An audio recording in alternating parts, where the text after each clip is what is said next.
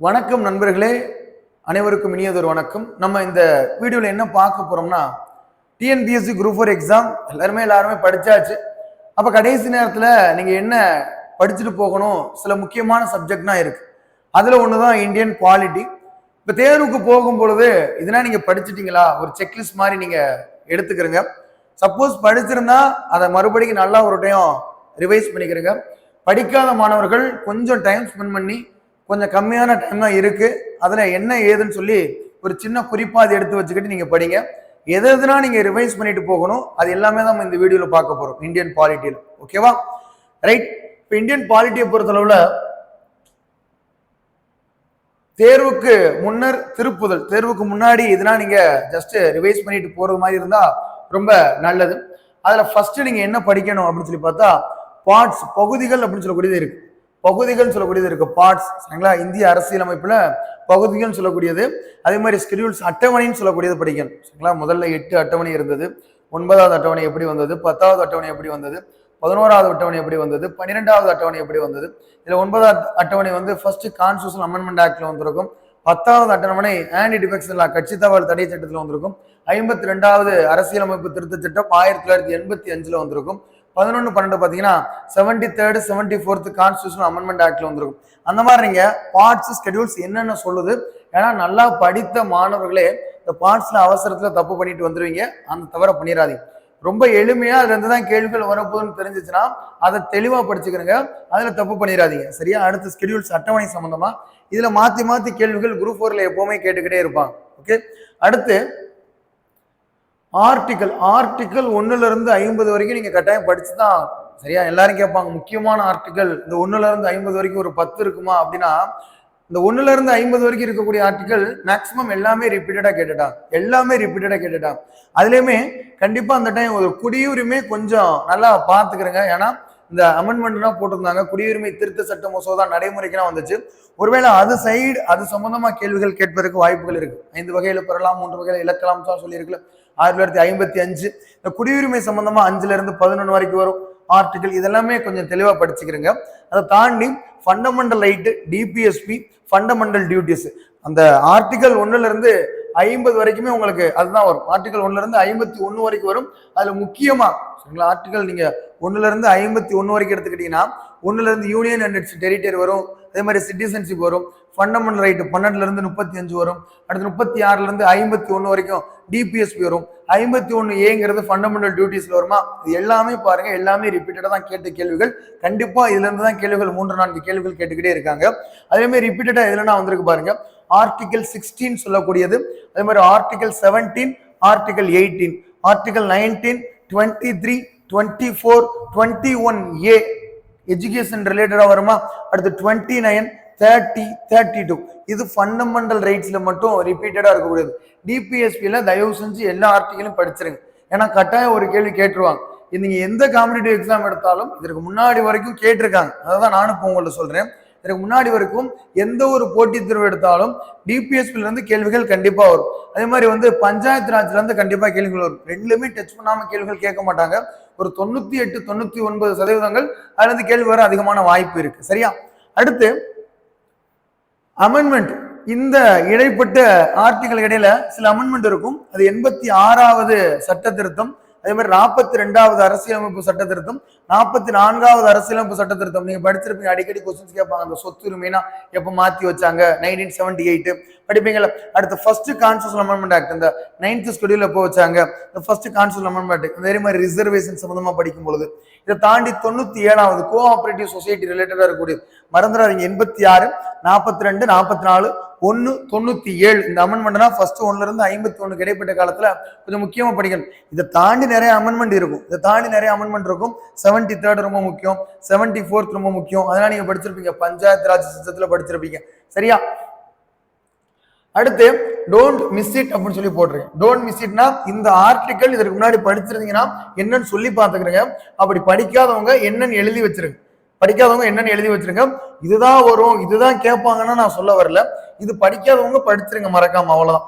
72வது article பொறுத்தளவுல, அதே மாதிரி 74வது ஆர்டிகல், 75வது ஆர்டிகல், 76 அட்டார்னி ஜெனரல் ஆஃப் இந்தியான்னு சொல்லுவாங்கல்ல, 76வது ஆர்டிகல், 63, 93. இது வைஸ் பிரசிடென்ட் வரக்கூடியது. இது ஸ்பீக்கருக்கு வரக்கூடியது, லோக்சபா ஸ்பீக்கருக்கு வரக்கூடியது. 110 வரக்கூடியது மணி பில் சொல்லுவோமா, 110 மணி பில் வரக்கூடியது. 112 ஆனுவல் பினான்சியல் ஸ்டேட்மெண்ட், பட்ஜெட் சொல்லுவோமா, ஆண்டு நிதிநிலை அறிக்கை. 117 பினான்ஸ் பில் சொல்லக்கூடியது, நிதி மசோதான்னு சொல்லுவாங்கல்ல, பினான்ஸ் பில். 123 குடியரசுத் தலைவரின் அவசர சட்டம் இயற்றும் அதிகாரம். இது எல்லாமே படிக்காதவங்க படிச்சிருங்க. சப்போஸ் படிச்சவங்க நம்மளுக்கு இது தெரியுதான்னு சொல்லி ரிவைஸ் பண்ணிக்கிறீங்க. சரியா? இதற்கு அடுத்து டோன்ட் மிஸ் இட் தான் அடுத்து போடக்கூடிய எல்லாமே. இதெல்லாம் படிக்காதவங்க படிச்சிருக்கீங்களா, அவ்வளவுதான். படிச்சவங்க கொஞ்சம் ரிவைஸ் பண்ணி பார்த்துக்கிறேங்க. சரியா? அடுத்து 143வது பிரசிடென்ட்டுக்கும் சுப்ரீம் கோர்ட்டுக்கும் இருக்கக்கூடிய அந்த அட்வைசரி ஜூரிஸ்டிக்ஷன் சொல்லுவாங்க, அது. 161 164 கவர்னர் ரிலேட்டடா இருக்கிறது. இது ஆட்சி பொறுப்பு இருக்கிறது. இது வந்து அட்வொகேட் ஜெனரல் அப்படின்னு சொல்லுவாங்க, அது ரிலேட்டடா இருக்கிறது. இது லெஜிஸ்லேட்டிவ் கவுன்சில் அமைக்கிறது. 216 213 கவர்னர் இருக்காரு, அவருடைய ஆர்டினன்ஸ் சம்பந்தமா வரக்கூடியது. இது எல்லாமே ரொம்ப ரொம்ப ரொம்ப ரொம்ப முக்கியமானது. சரியா? மறந்துடாதீங்க. 143 161 164 165 169 213. ஓகே. அடுத்து டோன்ட் மிஸ் இட்ல என்ன பார்க்க போறோம்னா பஞ்சாயத் ராஜ். பஞ்சாயத் ராஜ் படிச்சுதான் ஆகணும். சரியா? 3 tier சிஸ்டம் யாரு இன்ட்ரோடியூஸ் பண்ணா, யாரு ரெக்கமெண்ட் பண்ணா, 2 tier சிஸ்டம் 2 அடுக்குமுறை யார் ரெக்கமெண்ட் பண்ணா, அதே மாதிரி LM Singhvi committee constitutional status யாரு கொடுக்க சொன்னா, GVK ராவ் குழு, GVK ராவ் கமிட்டின்னு சொல்லுவாங்கல்ல, அது என்ன? 73வது அமெண்ட்மெண்ட் 74வது அமெண்ட்மெண்ட் எப்போது நடைமுறைக்கு வந்துச்சு? ரிசர்வேஷன் ஒரு ஆர்டிகல் என்ன சொல்லுது, 243D என்ன சொல்லுது, 243T என்ன சொல்லுது, இது எல்லாமே மறந்துடாதீங்கப்பா. இதெல்லாமே மறந்துடாதீங்க. சரியா? தமிழ்நாடு மாநில தேர்தல் ஆணையம் தான் பாத்தீங்கன்னா பஞ்சாயத்து ராஜ் எலெக்ஷனை நடத்துறது. இது மாதிரி கேள்விகள் அதிகமா கேட்பாங்க. அடுத்து சென்டர் ஸ்டேட் ரிலேஷன், மத்திய அரசுக்கும் மாநில அரசுக்கும் இடையான தொடர்புன்னு சொல்லுவாங்க. மத்திய அரசுக்கும் மாநில அரசுக்கும் இடையான தொடர்பு மொத்தம் 3 இருக்கும். ஒன்று சட்ட ரீதியிலான தொடர்புகள், legislative relation between centre and state சொல்லுவாங்க. Second administrative relation between centre and state சொல்லுவாங்க. Third financial relation between centre and state சொல்லுவாங்களா. இதுல ரிப்பீட்டடா என்னென்ன ஆர்டிகல் வந்திருக்கு அப்படின்னு சொல்லி பாருங்க. 248 இந்த ரெசிடியூரி பவர்னு சொல்லுவாங்கல்ல, எஞ்சி அதிகாரம்.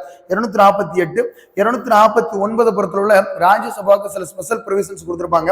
நேஷனல் இம்பார்ட்டன்ஸ் கருதி சிலதை ஸ்டேட் டெஸ்ட் இருக்கிறத சட்டம் நிறைவேற்றிக்கலாம். அடுத்து 250 நேஷனல் எமர்ஜென்சி எப்போ பாராளுமன்றத்துக்கு சட்டம் இயற்றக்கூடிய அதிகாரம் கொடுத்திருப்பாங்க. 268 269 270 இந்த ரெவன்யூ டிஸ்ட்ரிபியூஷன் சொல்லுவாங்கல்ல, ரொம்ப முக்கியம். யாரு வந்து வரி டாக்ஸ், யாரு வரி விதிக்கிறா, லெவி டாக்ஸ் யாரு கலெக்ட் பண்றா, டாக்ஸ் யாரு அப்ரோப்ரியேட் பண்றா, மத்திய அரசாங்கம். பாருங்க 268 பொறுத்தளவுல மத்திய அரசாங்கம் வரி விதிப்பாங்க, மாநில அரசாங்கம் அதை கலெக்ட் பண்ணுவாங்க, மாநில அரசாங்கம் பயன்படுத்துவாங்க. 269 பொறுத்தளவுல மத்திய அரசாங்கம் வரி விதிப்பாங்க, மத்திய அரசாங்கமே அதை கலெக்ட் பண்ணுவாங்க, மாநில அரசாங்கம் பயன்படுத்துவாங்க. அடுத்து 270 பொறுத்தளவுல மத்திய அரசாங்கம் வரி விதிப்பாங்க, மத்திய அரசாங்கம் அந்த வரியை கலெக்ட் பண்ணுவாங்க, ஆனா பயன்படுத்துறது சென்ட்ரல் கவர்மெண்ட் பயன்படுத்துவாங்க, ஸ்டேட் கவர்மெண்ட் பயன்படுத்துவாங்க. இதுல ரிப்பீட்டடா கொஸ்டின்ஸ் கேட்டுக்கிட்டே இருப்பாங்க அதுல. சரியா? அடுத்து 280 பொறுத்தளவுல எல்லாருக்குமே தெரிஞ்சிருக்கும் finance commission. Function of finance commission சொல்லக்கூடியது அடிக்கடி தேர்வுகளை கேட்பாங்க. ஒன்னு பினான்ஸ் கமிஷனா இருக்கட்டும், GST நிதி ஆயோக். பாருங்க பினான்ஸ் கமிஷன், GST நிதி ஆயோக். ரிப்பீட்டடா அது 3ல இருந்து ஒரு 2 கேள்விகள் கேட்டுக்கிட்டே இருக்காங்க TNPSC GS பொறுத்தளவுல. சரியா? பினான்ஸ் கமிஷனோ GSTயோ நிதி ஆயோக்கோ, இது 3 டாபிக்ல சுத்தி ஒரு 2 டாபிக் கேட்டுக்கிட்டே இருப்பாங்க. சரியா? அடுத்து 275 282 இது ஸ்டாட்யூட்டரி கிராண்ட் இன் எய்ட்னு சொல்லுவாங்க, சட்டப்பூர்வ மானிய உதவி. அதே மாதிரி 282 விருப்ப ரீதியிலான மானிய உதவி, டிஸ்கிரிஷனரி கிராண்ட் இன் எய்ட்னு சொல்லுவாங்க. இது படிச்சிருங்க. சரிங்களா? 248 249 250 268 269 270 280 275 282. சரியா? அடுத்து டோன்ட் மிஸ் இட்ல என்ன பாக்குறீங்கன்னா எலெக்ஷன் கமிஷன் சம்பந்தமான கேள்விகள் வர்றதுக்கான வாய்ப்புகள் இருக்கும். தேர்தல் ஆணையம் சொல்லுவாங்கல்ல, தேர்தல் ஆணையத்தை பொறுத்தளவுல 324ல இருந்து 329 வரைக்கும் இருக்கும்.